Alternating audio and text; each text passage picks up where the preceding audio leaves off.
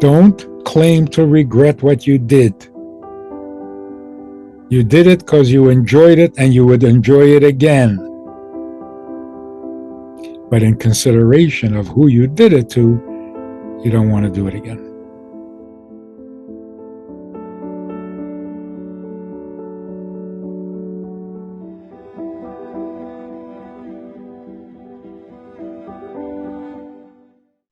There are people who consistently make poor choices, even evil choices, right? They do sin after sin after sin, some of the worst ones. And, you know, we know that the neshama goes through a cleaning up process afterwards. So why should they not choose to enjoy life on this earth and just let it go through the cleaning process afterwards? I think many people do come to that conclusion. Many, which proves that punishment doesn't work.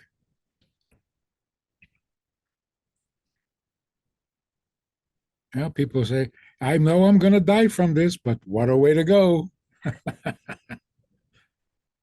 Let me enjoy the here and now. Uh-huh. Yeah. That's why even people who say, I would kill you, but I'm afraid, I don't trust you. What if you get over your fear? So if the only reason you're not killing me is because you're afraid of getting caught, then you are a murderer, and I think I need to avoid you.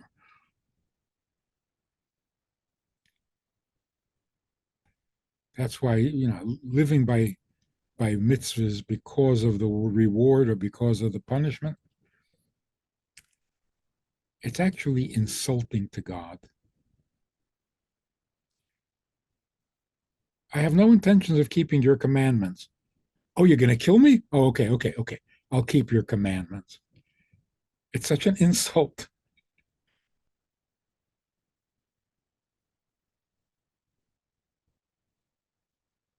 Oh, it's going to cost me. Oh, in that case, okay, fine. Literally like marrying a woman for her money. Very transactional. Yeah. So I think what it boils down to is if you want to be in a relationship with Hashem, you try to do what makes him happy. I think that's the only thing that it could boil down to. And relying on Hashem forgives, if I do something wrong, Hashem forgives, you're just being selfish. You're saying, I'm going to abuse the relationship for my own benefit without concern for your feelings. So that means that you have to believe that God has feelings. He's not a statue. He's not an avodah zarah. But feelings are also creation. So how can we reconcile this?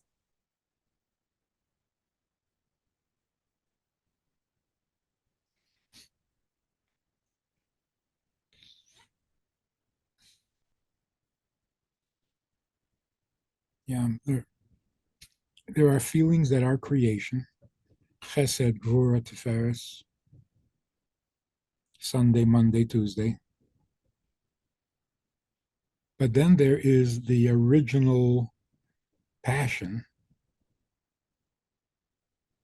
which is not a creation, which is the motivation for creation.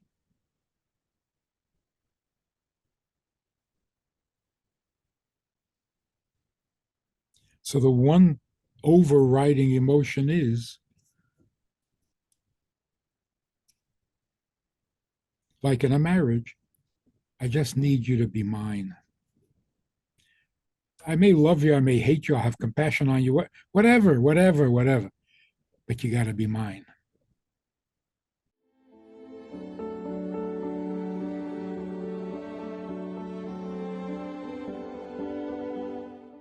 That's what the Baal Shem Tov said. The only way to serve Hashem is with joy. This old habit of serving God with misery, with tears, with regret, with guilt, with desperation, it's not a way to go. But there certainly is a place for guilt. when a person does something wrong. A person who does not feel guilt is a psychopath. We have to have room for that in our life. There's one day in the year set aside for that. Not every day of the year. I hear what you're saying. Okay, there's a little Yom Kippur every Thursday night. Fine, I know all the Musar. Or anytime somebody decides to turn from a very bad path. Well, that's good news. That's great news. That's not misery and But guilt, who said guilt is misery? well, Guilt is a very good thing. Shame is not a good thing. Guilt is a good thing. If it moves you, if it traps you, it's a very bad thing. You're right. There's two opposite ends of the spectrum. There's feeling no guilt, and there's wallowing in guilt. I recently met a person who feels no guilt, and I'm the type that I wallow in guilt. So how do you balance?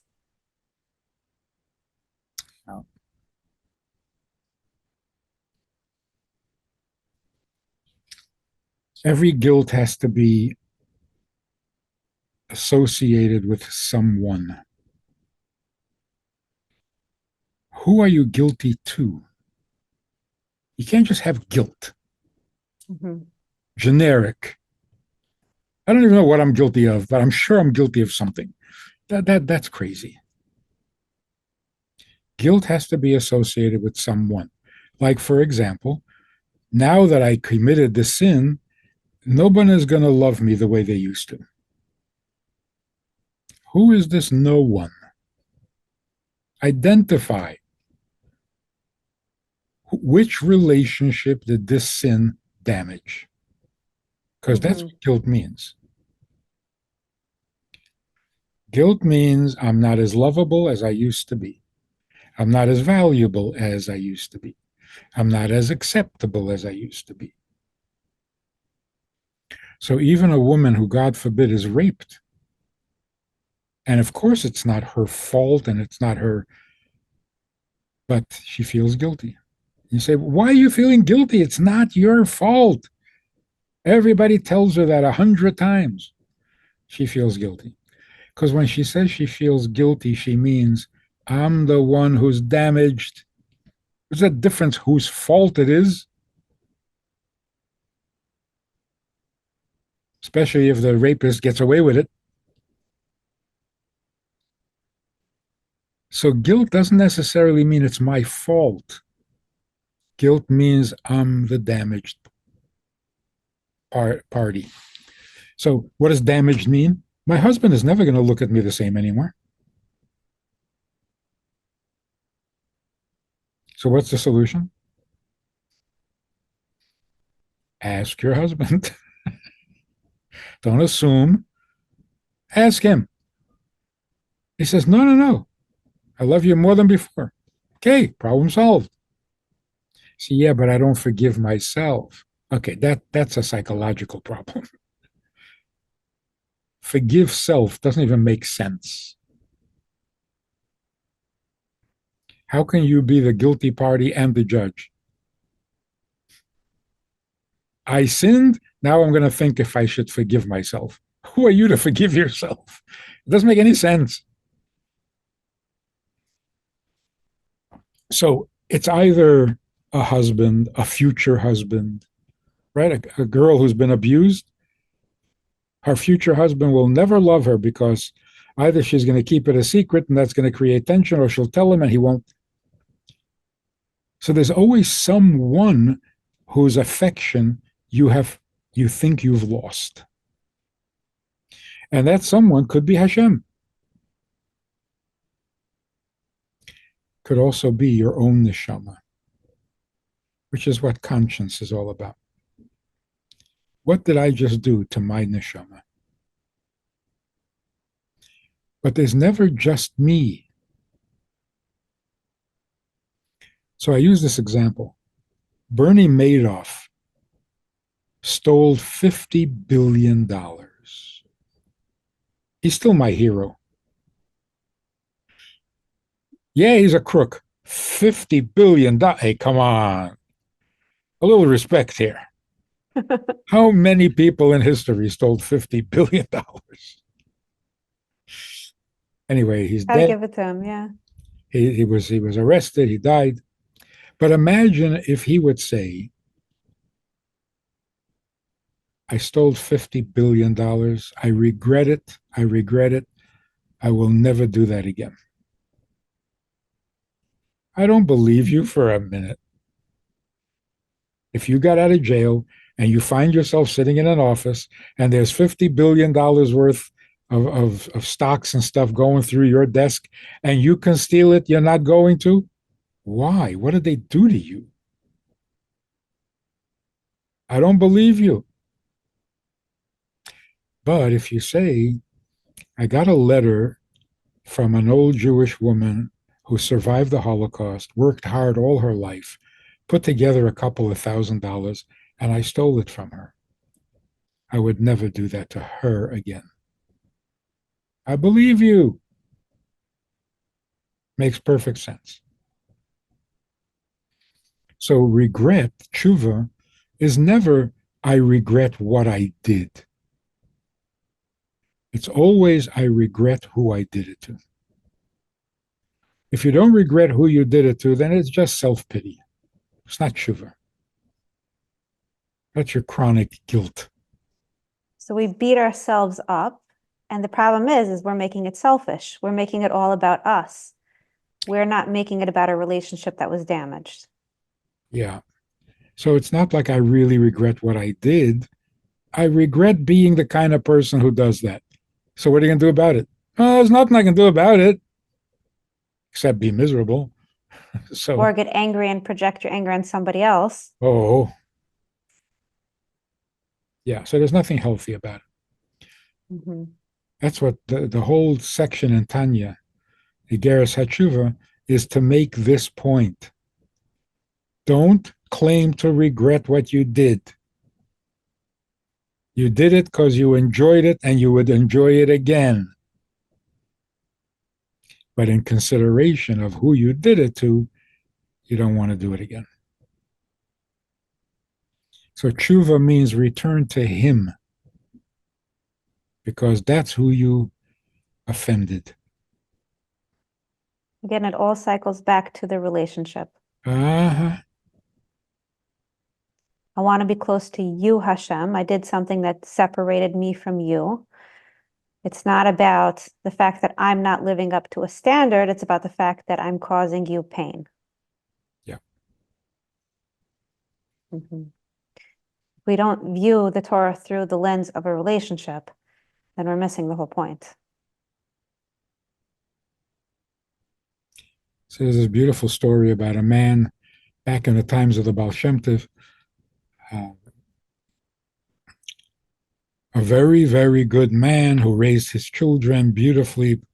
One day he saw his kid torturing a chicken.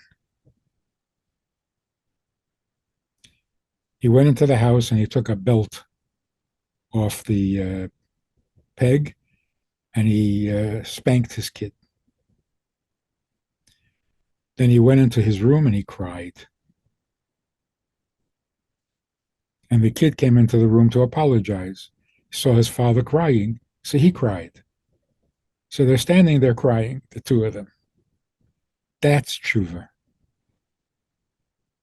The Eibishter is crying, not only because you did the Aveda, but because now he has to chastise you. And so you're crying, he's crying. That's tshuva. At least cry together.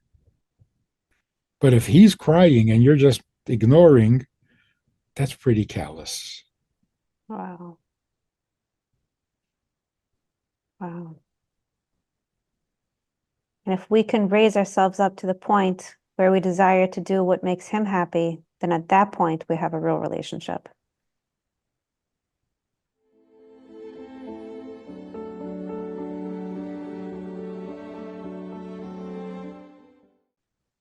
I think that's one of the very interesting things about Rashi is Rashi, from what I understand, opens up every sefer where he speaks about the relationship with Hashem. And Shir Hashirim is the only one where he doesn't give an introduction because the entire book is about a relationship with Hashem. And somehow we miss this. I heard Rabbi Jacobson giving a fiery speech, as he usually does. He says, you know what the Baal Shem Tov did? He closed the book of Iyov and opened the book of Shir Hashirim. The truth is, in Tanakh, we see this all over the place. It was always about a relationship with Hashem. The Nevi'im cried out against, rote mechanical actions, about just beating yourselves up. No, it's changing. It's the heart. But I think one of the tragedies is that we're not learning Tanakh as much as we should be. It's all there.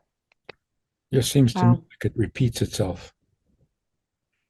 So we sinned and we went to war. We sinned and we went to war. And we got killed and we sinned. And we did tshuva, so we stopped. So we can. Okay, I get it. I get it. Stop beating me up.